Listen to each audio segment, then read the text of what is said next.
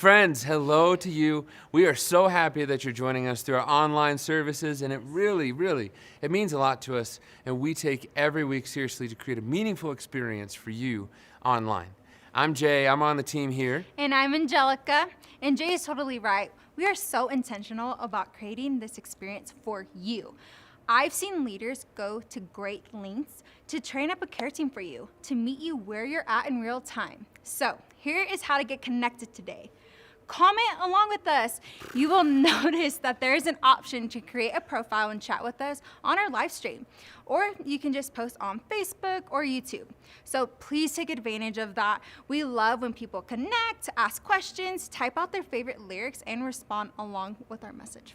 Yeah, that's big. And another great way to connect here is through prayer.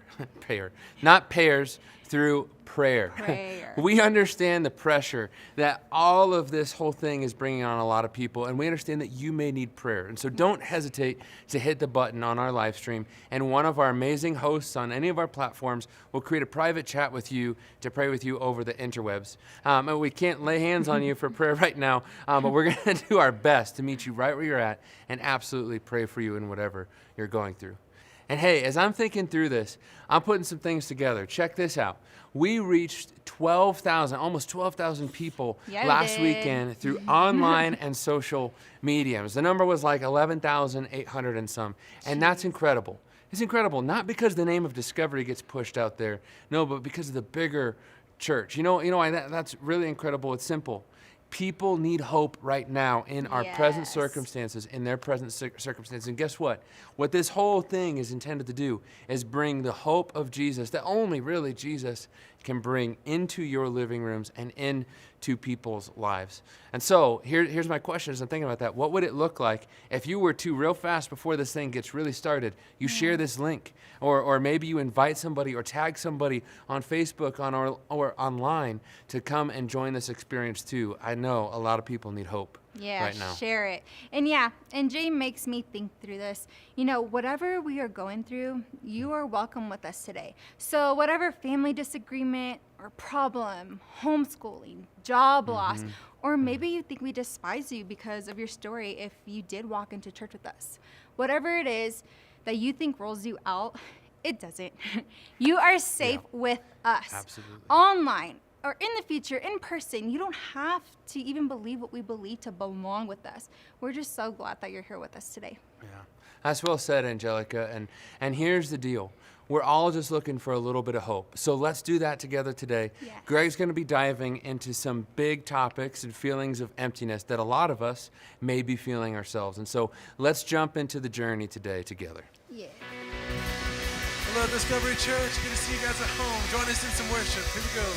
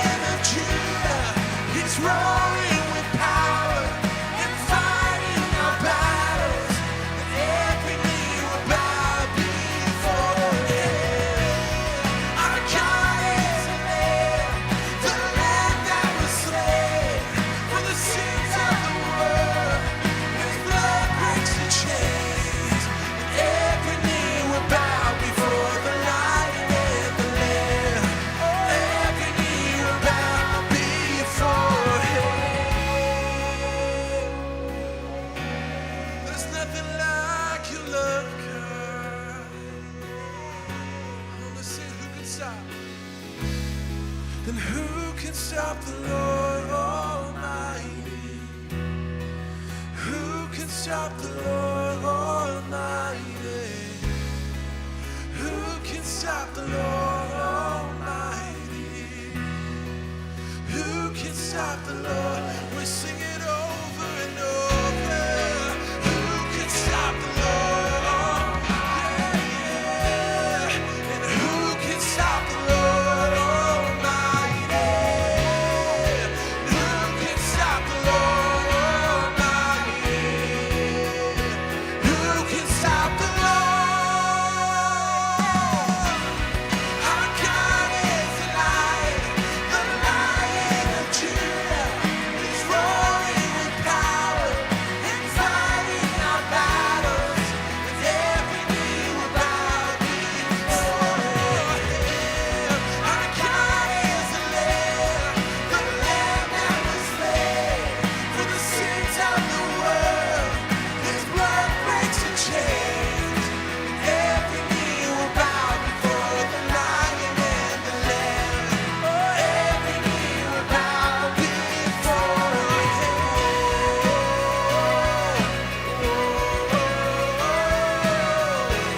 We say,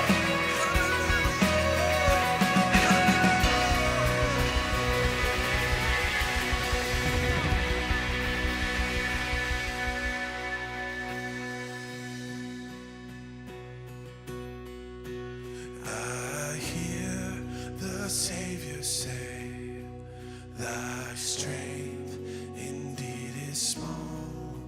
Child of weakness, watching, pray. Find in me thy all in all. Jesus paid it all, and all to Him I owe. Sin had left a crimson stain. He washed it white as snow.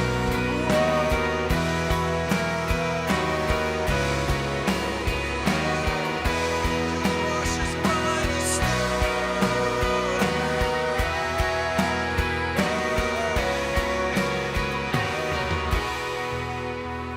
And now, indeed, I find that power in thine alone can change a leopard's spot and melt the heart of stone.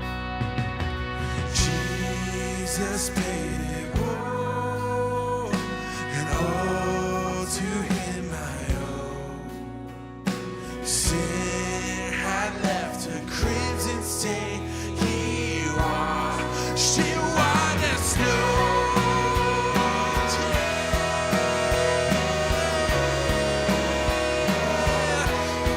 You set us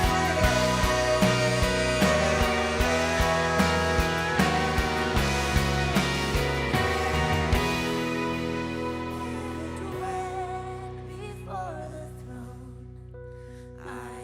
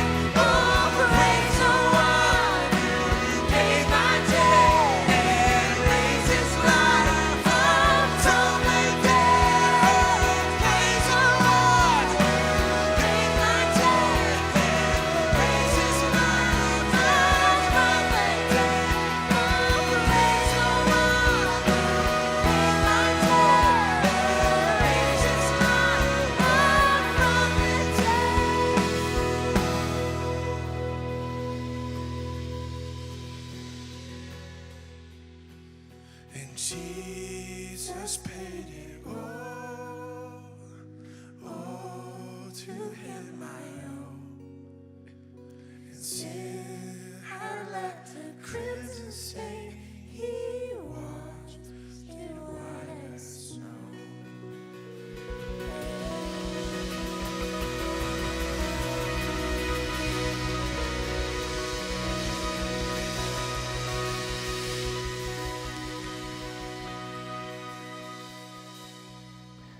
All right, so hey, we just wanted to take a moment to check in and pause. I just want to ask you, how are you doing? Where are you at? And I just want to encourage you, pay attention to your surroundings, right? What's going on in your world as you're in your family rooms or in your home office, or maybe you're listening to this and you're driving for some reason, right? What are all the things going on in your world that may be distracting you? And we just want to turn down the noise for a second before we go into this last song before message. And I just want to ask, what's going on in your world? How's your life?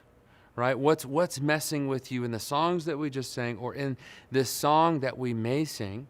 And I just want to encourage you, whatever worship would look like, because we have to do this a little bit different. Whatever worship looks like for you in the space that you're in, try to find a way to connect with the lyrics of this next song. So don't go anywhere. One more song before we jump back into message.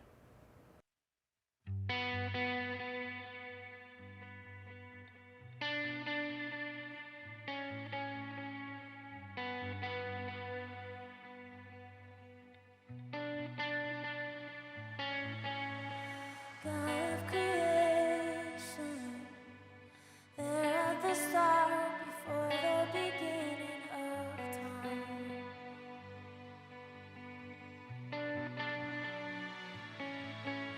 With no point of reference, He spoke to the dark and fleshed out the wonder of life. And as you speak, 100 billion galaxies are born. In the vapor of your breath, the planets form. If the stars were made to worship so alive, I can see your heart in everything you've made. Every burning star a signal fire of grace. If creation sings your praises, so will I.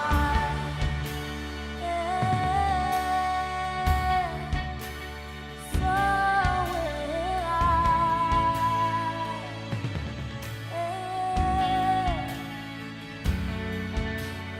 God of your promise, you don't speak in vain, no syllable empty or void. Oh yeah. For once you have spoken, all nature and science follow the sound of your voice. And as you speak, yeah, 100 billion creatures catch your breath, evolving in pursuit of what you said. Your feet are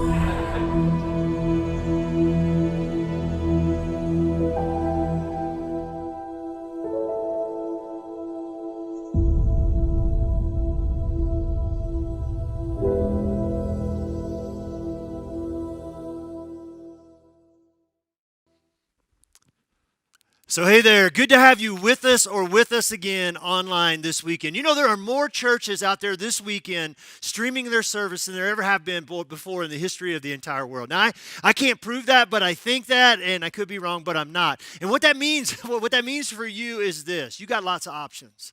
That you have lots of options today. What you're going to do with your time. You have lots of great options and churches you could tune in with, and there's lots of great churches out there today. But somehow, some way, you today have landed here with us. And that means a lot to us. We don't take that for granted. We are honored and privileged to have you with us, even if grandma, mom, or your girlfriend is making you do this with us right now. We're still glad to have you with us. And because we've had so many new friends join us over the last several weeks, we want to let you know a little bit about this place, us, DCC. We are not people who used to be like you, who tolerate people like you, who put up with people like you, or fix people like you. We can't fix anyone. We promise you this. We are people just like you. People just like you. We've all made mistakes, some big, bad, ugly mistakes. We've all hurt people, even the people we love in our lives the most. We've all been hurt by people. We all have parts of our lives and stories that we wish we could change, erase, delete, or do over. So if any of that sounds like you, me too. If you've got a jacked up story, me too. Not us two. Us two is true, but me too. Greg, the pastor of this place, I've got a jacked up story too. We're just a tribe of broken people. We're people who are far from perfect, a tribe of people who are far from perfect, who are chasing after a better way to live, who believe that Jesus offers that, and we're honored that you have tuned in. We're pumped that you're tuning in to take this journey today online with us. So thanks for being with us this weekend, and we really hope that you tune in to do Easter with us next weekend too. So we're wrapping up a series today. We've been in for the last 6 weeks. I know it's a long series. It's called Inside Out. We're going to wrap it up today, and the question we've been dealing with in the series is this: when we pull back the curtain in our lives, what do we see? When we pull back the curtain in our lives and we take a hard and honest look, what do we see? Not what does the world see, not what's the image that we're presenting for the outside, for people around us to see, but what do we actually see? What is actually going on inside of us? Are you feeling a little bit of anger these days? A little bit of anxiety, a little bit of fear, a little bit of depression or hopelessness, a little bit of loneliness or isolation or hurt or sadness or sorrow or emptiness? I mean, I want to spend a little bit of time today thinking about and talking about that place in life where we all arrive, where we just kind of feel empty, just kind of feel numb. It's like, what's going on? Because I think in the last few weeks, a lot of us have landed there, haven't we? There have been so many things that used to bring us joy, laughter, happiness, life, that have been kind of taken away from us recently. And a lot of us have been left feeling empty, and that's a big deal. But as I've traveled through this ever-changing world over the last 3 or 4 weeks, you know what I've seen? I've seen something else that I think may be an even bigger problem for us. This may be even a bigger challenge for us. See, this changing world, this chaotic, this uncertain world that we live in, hasn't just spun up one emotion in us, has it? And if it has for you, you're lucky. Because for most of us, it's spun up a variety of emotions. Some or all of the emotions that we happen to be talking about in this series. And because of that, it's left most of us feeling a bit overwhelmed. Does that sound familiar to you? Do you feel a bit overwhelmed as you sit here today? Me too. You're not alone. I'm feeling that too. And see, here's the thing. I don't think that we can wrap up and shut down this series without talking about that. So regardless of what you're feeling as you're watching today, whether you're feeling empty, you're feeling overwhelmed, you're feeling sad, you're feeling hurt, you're feeling anxious, whatever it might be, what we've been pointing you to in this series, and what we want to say to you today is the same. It's the end of that video. You are not alone. We're all together in this, and together we're going to get through this. There is hope. I promise you it's true. There's hope for all of us. You know, I like to read a lot of books at the same time. It's kind of my thing. And so I've got a Kindle and I'll have books. I get bored with one, I switch to another. So recently what I've done is I've gone back to some of the books I've already read. I take notes when I read books, and I'm just rereading my notes from books. I read a lot of history, a lot of biographies. Books that I've read about Abraham Lincoln, George Washington, Martin Luther King Jr., Winston Churchill, FDR, Teddy Roosevelt, people like that. So I've gone back and read my notes from these books I've read on these leaders, all leaders who had to lead through these incredibly challenging, difficult, terrible times. As I was reading through a book I read, the notes from a book I read on Churchill, I got so inspired. I went to Redbox and I got the movie Darkest Hour. And I watched it. Have you seen the movie? I mean, it's a really, really good movie. Historically accurate, right? I mean, it's World War II. Germany's rolling across Europe. They're about to roll all the way through France. England will be next. It looks like an invasion of England is imminent. And Winston Churchill becomes Prime Minister of England. And he gives his famous speech, blood, sweat, and tears speech to Parliament. And as he gets to the end of his speech, he's talking to Parliament, and in the response is, he does this. He's talking about victory. And you know, if you haven't read that speech, you need to go read it. Google it. It's just a couple pages long, especially the end. It's really, really good stuff. He does this for victory. V for victory. Right? But what he doesn't know when he does that, now when we see this, you and I see this, we typically think peace. Right? We think peace. Or you want to go V for victory? Okay, we could do that too. Maybe we could start a revolution, right? I don't think it would be too hurtful for us to do this, right? Peace. Peace on you, regardless of what you're going through in your life right now. I want peace over you. Victory. We're going to get through this together. That's all good stuff. But he turned it this way, and he didn't find out until the very next day from his assistant that when you turn it around this way, it doesn't mean victory. You know what it means? Up yours.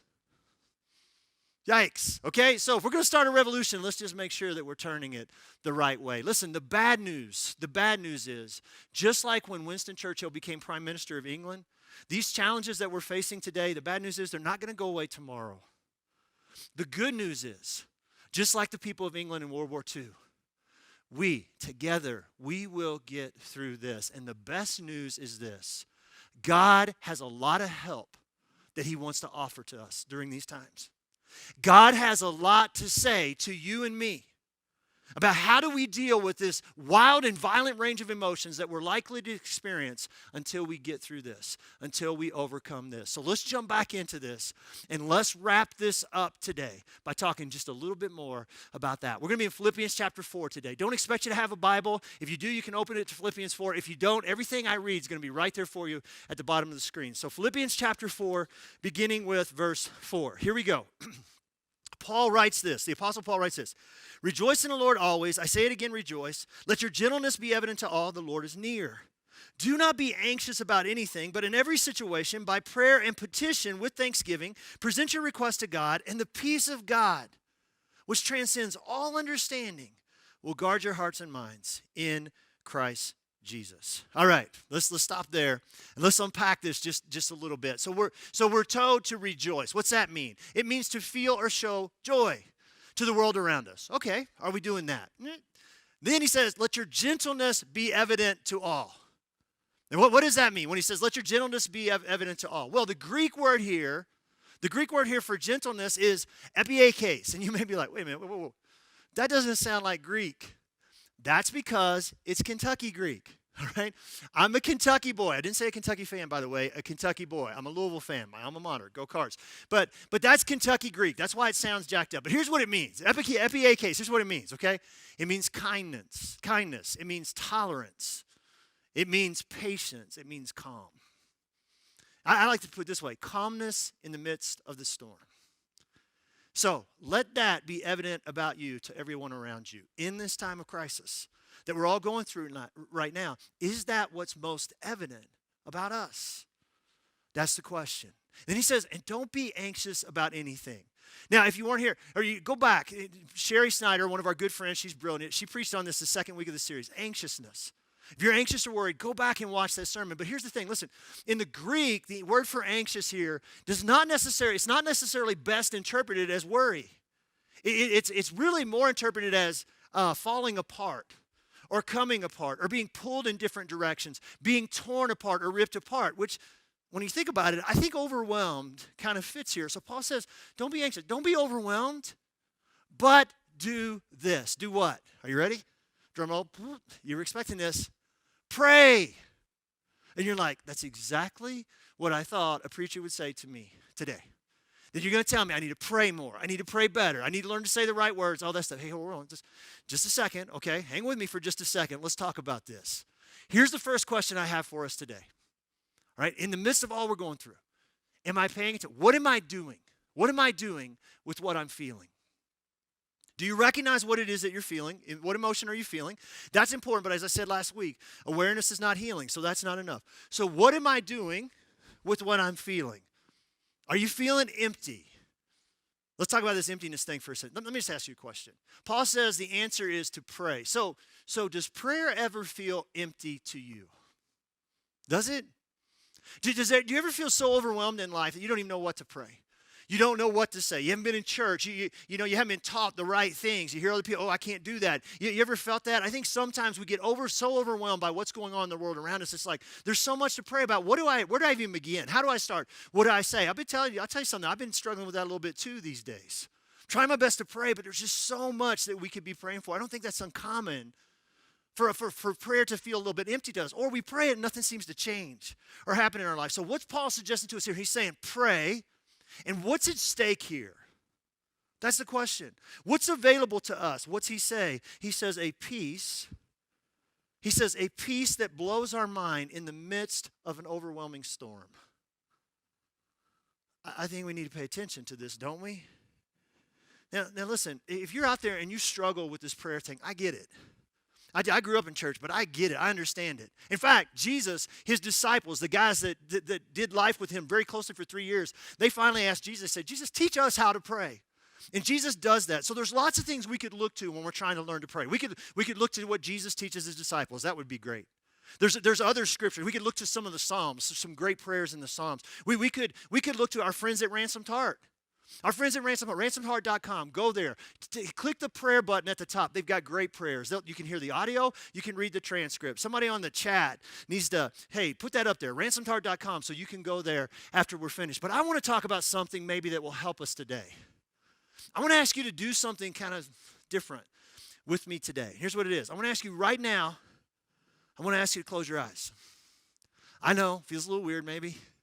But it's just your wife and your dog, maybe your kids that's watching. So it's going to be okay. All right, so we can close our eyes. Maybe we do this too before you close your eyes, because you're supposed to do that. That's what all good Christians do when they pray, right? You do this. So just got your eyes closed. And I'm just going to pray a little bit. I want us to try together today to listen to this and try to learn how to pray. So you ready? Are your eyes closed? Don't cheat. Don't peek. Here we go. Dear Lord, baby Jesus, or as our brothers to the south call you, Jesus, thank you so much for this bountiful harvest of Domino's, KFC, and the always delicious Taco Bell.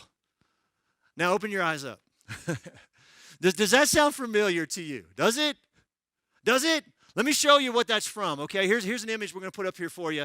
It's from the movie Talladega Nights. It's the prayer from the movie Talladega Nights. Now listen, I'd love to show you the clip. I would rather show you the clip than just pray it here with you, because it's hilarious. In fact, you should go watch the movie with your family. What else are you going to do? Watch the movie.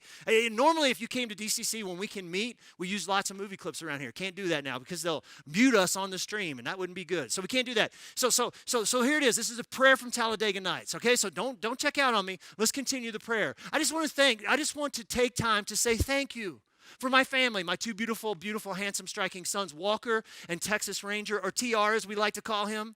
And of course, for my red-hot smoking wife, Carly, who's a stone-cold fox, who if you would rate her on 100 would easily be a 94. I also want to thank you for my best friend and teammate, Cal Naughton Jr., who's got my back no matter what. Dear Lord, baby Jesus, we'd also like to thank you for my wife's father, Chip. And we hope that you can use your baby Jesus powers to heal him in his horrible leg. It smells terrible, and the dogs are always bothering with it.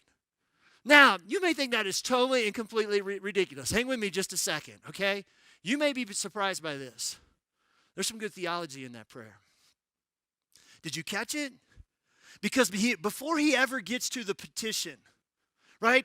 Before he presents his request to God, what's his request? Help father-in-law Chip's horrible, stinky leg. What's he do?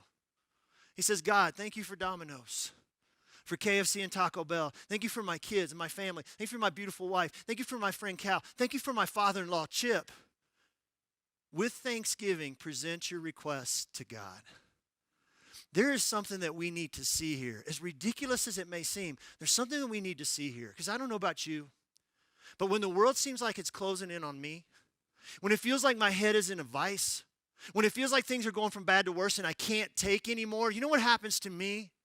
All the things that I have to be thankful for in my life that God has done and he's continuing to do for me get lost. They get so easily lost. I'm not thinking about that. All I can really think about is what? The problem, the challenge, the monster, the mountain that's right in front of me. Now, am I suggesting to us that we get our prayer advice from Ricky Bobby? Of course not. What am I suggesting? I'm suggesting we listen to what Paul's saying here. So let's go back to Paul. Let's get back to him. What does he say here? What does he say we should do with what we're feeling? He says, don't be anxious about it. He says, don't be overwhelmed by it. Talk to God about it. Be real with him. Be raw with him. Tell him exactly what's going on inside of you. Guess what? You don't need to hold back. God can take it. God can take it. When we do that, what's the promise here? The problem, it's not that the problem is solved. It's what? It's that a peace, God's peace, in the midst of all that we're going through, that makes absolutely no sense at all, will begin to what? It will begin to come over us. See, I don't know about you, but I could use a little bit more of that in my life these days. How about you? Well, let's keep rolling. Verse 8, Paul keeps going. He says, finally, brothers and sisters, whatever is true, whatever is noble, whatever is right, whatever is pure, whatever is lovely, whatever is admirable, if anything is excellent or praiseworthy, think about such things. And whatever you have learned or received or heard from me or seen in me, put it into practice, and the God of peace will be with you. So we have to pay attention to what we're feeling, and we have to pay attention to what we're doing with what we're feeling. But Paul says this. He says, don't stop there. What does he say? He says, think about what's true, which means what? Not fake news. Sorry, I just had to say that. Not fake news, right? Think about what's true. That's what Paul's saying to us here. I was reading this past week from some experts, and they were talking about how these big feelings that we have in our lives, these raw emotions that come to the surface, how they're connected to what we're thinking. You know what they said? They said 92% of the thoughts that we're having that are causing all this emotional turmoil in our lives are things that never actually happen. They are imaginary scenarios that never really play out at all in our lives, which means that it's just 8%. Only 8% of what it is that we're thinking about, that we get so worked up about, are actually legitimate concerns. So knowing that and understanding what Paul's trying to tell us here, here's the second question I want to ask. What are we doing with what we're thinking? What are we doing with our thinking, those thoughts that are coming through our mind? Now, why is that question so important? Here it is. Because so much of what I'm feeling is directly connected to what I'm thinking about. And it's really impossible to disconnect the two. You know what I've been thinking about lately? A lot. 2 words. What if? What if? What if this thing continues for months? This virus, lockdown, stay-at-home thing that we're going through. What if I get the virus? What if someone close to me gets the virus? What if we have to keep doing church online for months and months and months? What if we get to Christmas and we're still doing church online? What if? I got thousands of what ifs. How about you? Now see, here's our problem. It's what if that causes us to feel what? Sad, scared, overwhelmed, lonely, hopeless, all the things that we're working on what? Trying to learn to overcome together in this series. That's where it leads us. And so as we run through the list of Paul tells us here, he says, here's the things that you should be thinking about. What does he say? He says, whatever's true, noble, right, pure, lovely, whatever is admirable, excellent, and praiseworthy. If you think about it, he's telling us, think about things that are consistent with what? The heart and character of God himself. A father who unconditionally loves me, who will never leave me or forsake me, and who will never, ever stop pursuing me. So here's the question. Do your thoughts these days tend to give you hope, or do they more tend to leave you hopeless? Which is true for you? See, regardless of what you're thinking, regardless of what you're feeling, here's what I think we need to do. We need to pause here for just a few minutes. And we need to spend a little bit of time reminding ourselves of and thinking about something different. I want to challenge us to think differently here. So what are you thinking about? And what are you doing with what you're thinking? Is there another alternative here? If you want to sing, you can sing. If not, just soak in these words. Could there be a better alternative for us here? Listen to these words.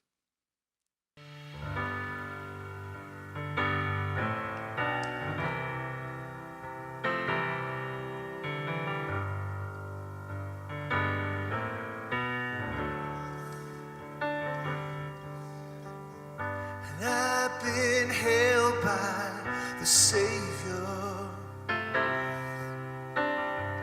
I felt fire from above, and I've been down to the river, and I ate the same prodigal Sing with this. All my hope is in Jesus. Thank God my yesterday's gone. All my sins are forgiven, and I've been washed by the blood. And I'm no stranger to the prison, and I've worn shackles and chains, but I've been freed and forgiven, and I'm not going back. No, I'll never be the same. That's why I sing. All my hope is in Jesus. Thank God my yesterday's gone. All my sins are forgiven, and I've been washed by the blood. There's a kind of thing that just breaks a man, brings it down to his knees. And I've been broken more than a time or two, but he picked me up and he showed me what it means to be a man. My hope is in Jesus. Thank God my yesterday's gone. All my sins are forgiven. I've been washed by the blood. Sing this out. All my hope is in Jesus. Thank God my yesterday's gone. All my sins are forgiven. I've been washed by the blood. I've been washed by the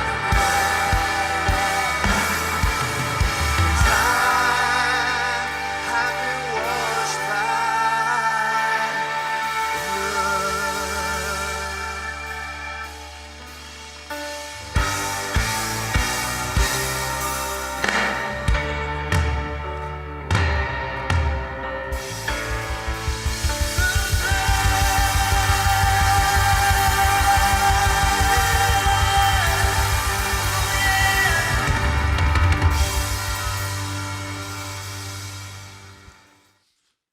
So if you're wondering why there's people there when we did that song, we actually did that a few weeks back before we had to quarantine or lock down, but it's so good. That message is so good. I wanted to bring it back because I think that's what we should be thinking about today. We should be leaning in. All of my hope is in Jesus. So Paul says, he says, lean into, here's the trick. I want you to lean into what I've told you, what I've taught you, what I've shown you. Now here, that creates a problem for us. Why? Because Paul wrote about half the New Testament. So you're like, which part, Paul? It would help me if you kind of narrowed things down just a bit. So I want to do that for us. I want to zoom in on just two things. 2 Corinthians chapter 11 and chapter 10. 2 Corinthians chapter 11, we're not going to read it. I'm going to summarize it in just a bit, but here's what's going on. Paul gives us a laundry list of all the hard things that he's been through as he's tried his best to follow Jesus. These aren't things that happened to him before he became a follower of Jesus. This is after he decided to follow Jesus. And here it is. Let me summarize it like this. He says, on multiple occasions, not once, but multiple times, I've been beaten with rods, pelted with stones, shipwrecked. I spent a night and day in the open sea, gone without sleep, food, water, and have been cold and naked. Now I have two questions coming out of that. And you need to read chapter 11 because there's a lot more to it than just that. Were there reasons As Paul's going through all of that, in light of all that Paul is going through, were there times and reasons for Paul's thinking to get totally and completely whacked in light of what he was going through? Yes, you better believe it. That's the first question. Second question is this: can Paul relate to us? Can Paul relate to you and me in the midst of all that we're going through today? In light of isolation and stay-at-home orders and lockdowns and loneliness and mandatory homeschooling and coronavirus and loss of jobs and loss of incomes, in the midst of inability to pay our bills, in the midst of all we're going through, can Paul relate to us? Of course he can. Yes, you better believe it. And what Paul says to us here, he says, in the midst of all of that, God's peace is available. But if you want God's peace, lean in to what I've taught you, told you, and shown you. It's like, come on, Paul, help us out here. I think specifically, one of the things we could look at that he's trying to help us with here is this. One chapter before, he goes through this laundry list of all the hard things he's been through in his life, and he's been through hell. He gives us a little bit of insight in what allowed him, how he had the ability to get through it. And I think this is really helpful for you and me. So now we're 2 Corinthians chapter 10. We're going to back up a chapter. Listen to this, verse 3. For though we live in a world, we do not wage war as the world does. The weapons we fight with are not the weapons of the world. On the contrary, they have divine power to demolish strongholds. And we demolish arguments and every pretension that sets itself up against the knowledge of God, who God is. And we take captive every thought to make it obedient to Christ. How are we doing with that piece? And we take captive every single thought to make it obedient to Christ. How are we really doing with that? This past Tuesday, God's blessed us with some good weather, except for Friday. God's blessed us with some good weather in the past week. Tuesday was a beautiful day. I came in for a few meetings, essential meetings that I had to have. And then I went home. I worked from my office at home the rest of the day. And so I come out of my office in the late afternoon. I'm cutting through the house. I'm going to go out on the deck to start the grill. And I'm thinking about we're going to build a little fire in the fire pit that night. And Stace and I are going to sit out by the fire. So as I'm going through the family room to get to the sliding glass doors that go out onto the deck, the evening news, the national evening news was on, and the anchor said something that caught my attention. So I stopped and I looked at the TV. And you know what? It wasn't necessarily what he said. It was how he said it. It was his tone. It was so gloomy. So much gloom and doom and darkness and despair and hopelessness just in the tone that he was using that I stopped in my track and I looked over and I could feel it. Just listening to him talk, I could feel it rising up inside of me. It was something, my thinking started to get whacked. Right there in the moment, it just started to happen to me. So I look at Stace, she's over in the kitchen. I said, Stace, can I turn that off, please? Can we just turn on some worship music?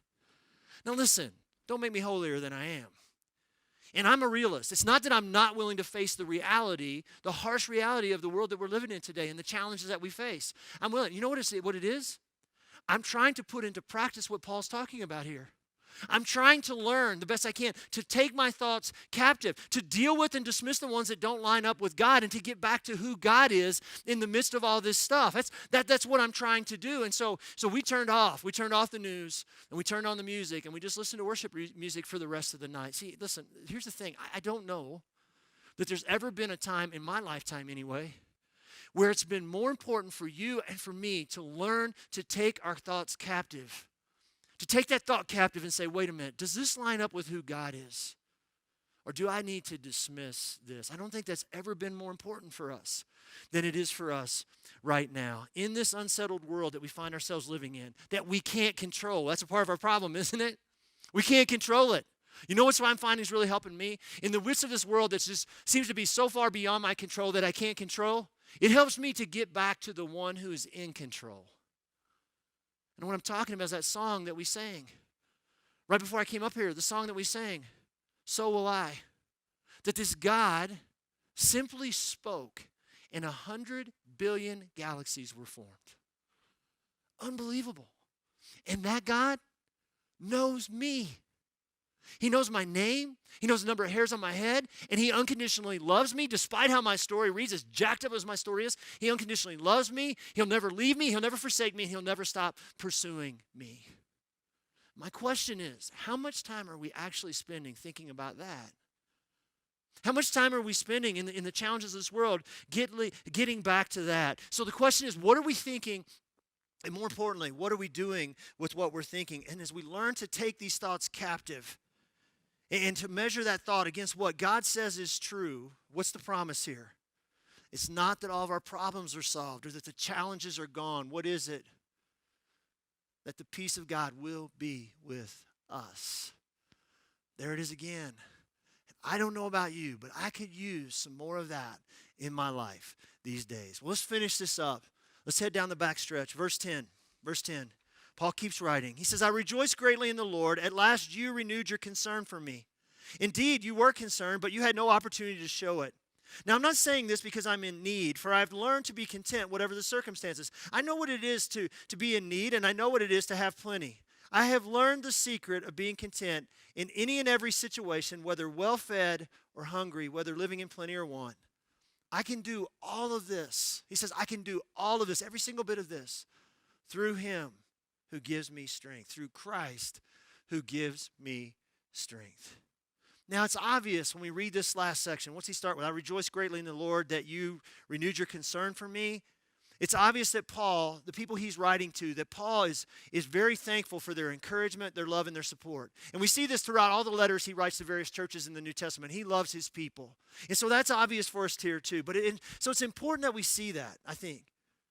I think it's important that we see that we recognize in this time of social distancing, with all these requirements that are on us to stay away from each other, I think it's important for us to recognize that we still need each other. We still need each other. I mean, Paul's talked about the power of prayer. Now he's talking about the power of people. The power of having a few of the right people in our lives that help us in the midst of these overwhelming storms. But don't miss this. Paul's hope and his strength is not coming from the people around him. Where does he say it comes from? What is it that gives Paul the strength to get through coronavirus-like times in his life and story? That's the question. As we think about the answer to that question, there's another question I want us to return to. It's a question that we asked earlier in this series. It's a very, very important. Why are we going back to it? Because it's that important. Before we shut this thing down, we need to get back to this. And here's the question. Whose power and strength am I really leaning into? Whose power and whose strength am I most leaning into today? That's the question. And I don't want to mislead here. Listen, I want to make sure we're clear. Jesus is our primary source of strength. He is. But in times like what we're going through now today, in the world around us today, in these times of uncertainty, the scary world that we find ourselves living in today, listen, you still need me and I still need you. You can be a source of hope for me and I can be a source of hope for you. William McRaven is a retired Navy SEAL admiral. It's pretty cool. He used to be the commander of Special Ops Commands for the entire U.S. from 2011 to 2014. I've read a couple of his books. Make Your Bed came out last week. New York Times bestseller. Great book. I'm reading a book called Sea Stories right now that he wrote. Another great book. A friend of mine, though, a good buddy of mine here, John, he's an elder in our church. He sent me a quote from Admiral McRaven last week, and it made me start thinking about a commencement address that he gave at the University of Texas, which is his alma mater, Hook 'em Horns, about 6 years ago, back in 2014. And he spent a few minutes in that commencement address talking about something that I think would be really helpful for all of us to hear today. So let's watch this. The 9th week of training is referred to as Hell Week. It is 6 days of no sleep, constant physical and mental harassment, and one special day at the Mud Flats.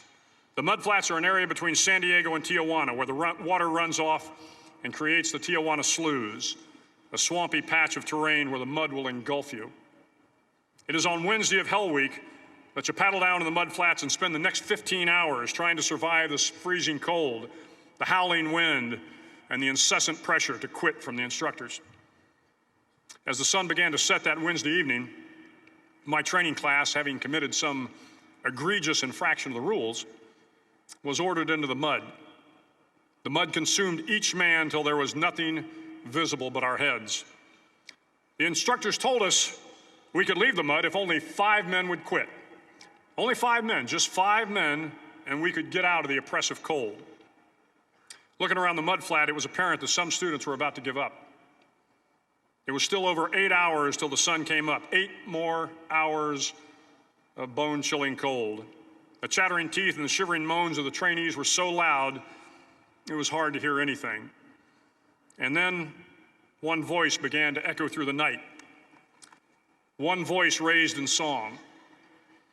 The song was terribly out of tune, but sung with great enthusiasm. One voice became two, and two became three, and before long, everyone in the class was singing. The instructors threatened us with more time in the mud if we kept up the singing, but the singing persisted. And somehow the mud seemed a little warmer, and the wind a little tamer, and the dawn not so far away. If I have learned anything in my time traveling the world, it is the power of hope. The power of one person, a Washington, a Lincoln, King, Mandela, and even a young girl from Pakistan, Malala. One person can change the world by giving people hope. So if you want to change the world, start singing when you're up to your neck in mud. So if you want to change the world, start singing when you're up to your neck in mud. That was 6 years ago, and very recently, in the last month or so, Admiral McRaven has written something else that dials that in, what he said 6 years ago, into the mud that we all find ourselves in today. And I just want to read it to you. He says, today, the coronavirus has thrown all of us into the mud. And we're cold, wet, miserable, and the dawn seems a long way off. But while we should not be cavalier about the dangers of the pandemic, neither should we feel hopeless or paralyzed with fear. Hope abounds. As we always have in times of crisis, Americans are rallying together, caring for one another, showing the compassion and concern that have always characterized this nation of good people. Nothing in our immediate future will be easy. The number of cases will rise, the losses will increase, the markets will stumble. But make no mistake about it, we will prevail. Because the only thing more contagious than a virus is hope. We're all up to our necks in the mud. It's time to start singing. You know, he's right. There are people all around you and all around me today that they just need to hear us sing. They need to hear you, and they need to hear me sing. I don't want you to miss the opportunity. I don't want you to miss the opportunity that's in front of you to provide hope to other people during this pandemic, but I also don't want you to misunderstand the limitations of turning exclusively to people around you to find hope. It'll never work. God's promise to us here is His peace will guard us and will guide us through it, whatever it is. That He will give us the strength to get through this. And so back to the questions. Whose strength am I really most leaning into today? The promise is not peace when things are going well for us. That's easy. The promise is peace regardless of what it is that we happen to find ourselves going through. And I don't know about you, but I could use some more of that in my life. I want some more of that in my life. So regardless of what you're facing today, whether it's anger or anxiety, worry, depression, hopelessness, sorrow, sadness, hurt, pain, emptiness, whatever it might be, some combination of some or all of those things, whatever it might be, we have to end this series by leaning hard into this. We can do all things. You and I, we can do all things through Jesus who gives us strength. We can do all things through Jesus that gives us strength. We got to learn. We got to learn in these kind of times. We got to lean back into that. So do we need each other? Yes, we need each other. And we need to lean into each other to the extent that we're allowed to or the extent that we can. But more than that, you know what we need? We need to lean hard into Jesus. We need to call out and call upon Jesus. There is no better hiding place than Jesus. There's no better place for us to run to. Our hope is safe in Him. And He promises He will never forsake us. It's He alone that is strong enough to save us. So please, don't end this. Don't click out. Don't end until the service is over. We need to spend these last few minutes together leaning hard, leaning really hard into this. Let me pray for us.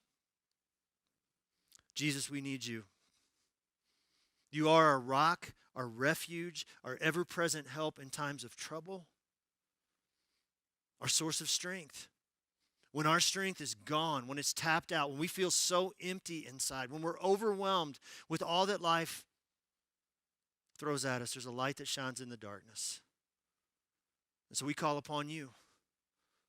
We call upon you to be our strength when we feel like tapping out. Jesus, we call upon you. Would you come and do for us and in us what it is that only you can do? All of our hope is in you. In Jesus' name we pray. Amen.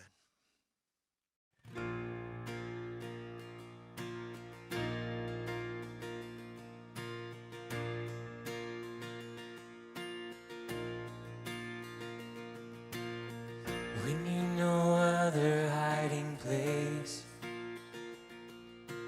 our hope is safe within your name. This we know, this we know. You promise never to forsake.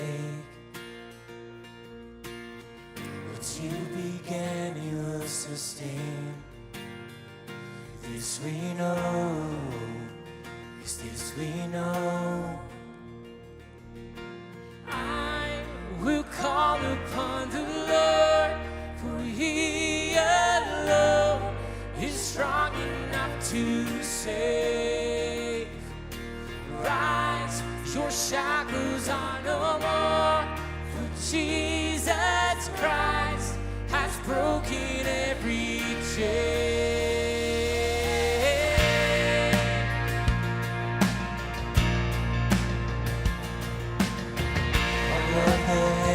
And the earth announce the fullness of your word. This we know, yes, this we know. And every enemy will flee, as we declare your victory. This we know. This we know. I will call upon the Lord, for He alone is strong enough to save. Rise, your shackles are no more, for Jesus Christ has broken every chain.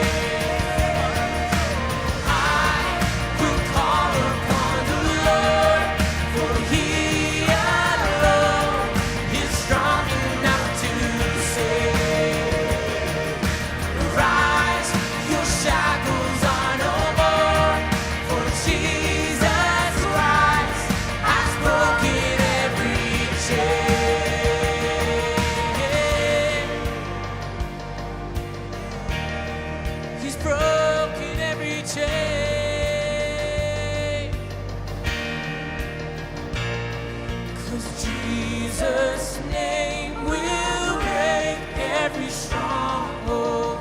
Freedom is ours when we call His name. Jesus' name above every other. All hail the power of Jesus' name. Jesus' name will break every stronghold. Freedom is ours when we call His name. Jesus' name above every other. All hail the power of Jesus' name. All hail the power of Jesus' name.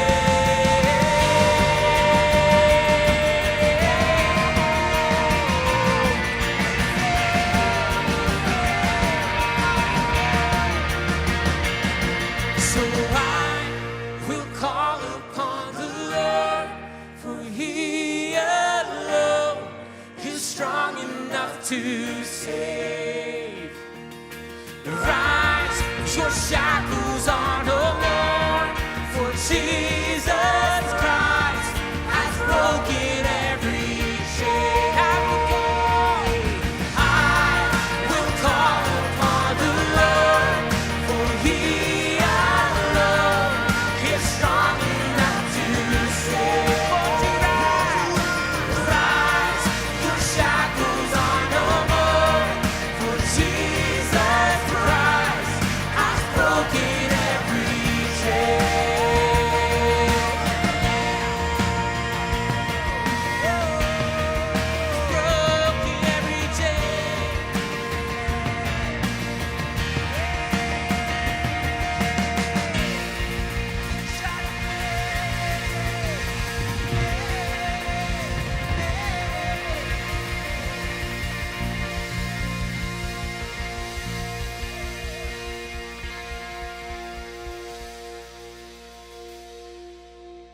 Man, what a great service. That's a message we all need to hear. Yeah, absolutely. I know I needed to hear it. We hope it was an encouragement to you. Freedom is ours when we call on His name. So yeah. here's a couple things we need you to know before you click out of here today. Yeah. Well, the biggest, most important thing that we want you to know about is Easter is coming. And Easter is going to be huge and bigger than ever before. Yes. And I feel like we say that every week when it's going to be in the building. But guess what? The team has done so many things to create and imagine a journey that will be absolutely huge for you. So there's going to be tons of life, tons of energy, tons of joy. You do not want to miss Easter this year. So invite a friend, bring some people with you. Easter, man. And I just remembered one thing or a couple things that they're doing. It's going to blow your mind. Incredible things that they're doing to change up the whole way that we're presenting Easter to this year. Hey, another thing that we really want you to know is we're just cognizant that a lot of people need help right now. And we want to be a place where you can get help and you can also give help. So email us, help@livetorescue.com. And we would also love to hear stories of how you're interacting with the message or what's going on in your world at this time and how this whole thing is changing you. And so you can email those stories also to help@livetorescue.com. And we'd love to collect all that stuff. Yeah, send it all. Yeah, send it all. And again, we want to reiterate this prayer. Hey, we know that a lot of us are going through really difficult times. So you can email us if you didn't get to click on the prayer button. You can email us prayer@livetorescue.com. We'd love to pray with and for you.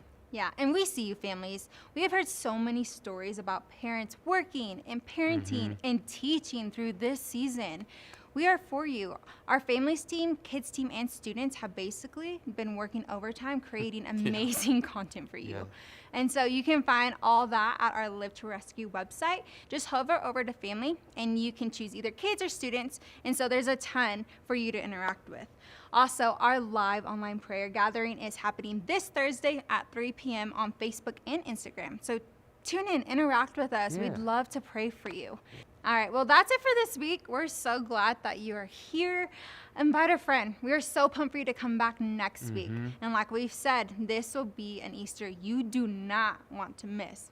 Go big or go home. Yeah, go big or go home. Not like go home because you're already home, but like we're going to go big and bring it into your home. And we are so excited for that. So, Absolutely. yeah, we'll see you next week. Bye.